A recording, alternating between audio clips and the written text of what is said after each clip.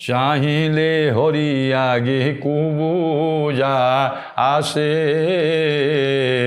ତିନି ବାଙ୍କ ଶରୀର ପ୍ରପଞ୍ଚ ଦିଶେ ଯେ ଘେନିଛି କଂସଙ୍ଗ ଲାଗିବ ସନ ଚାହିଁ ହସନ୍ତି ସର୍ବେ ଗୋପନନ୍ଦନ।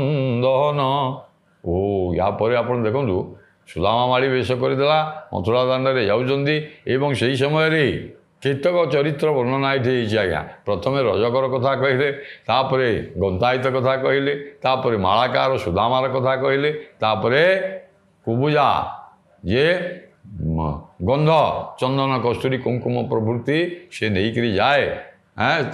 ସେ ଗୋଟେ କୁବୁଜା ଜନ୍ମରୁ ଆଜ୍ଞା ସେ କୁଜ ଗୁଡ଼ିଏ ତାର ଅଛି, ସେ ଯାଉଛି ଦାଣ୍ଡରେ। ଭଗବାନ ଯେତେବେଳେ କୁବୁଜାକୁ ଦେଖିଲେ, କୁବୁଜା ଆସି ତିନି ବାଙ୍କ ଶରୀର ପ୍ରପଞ୍ଚ ଦେଖା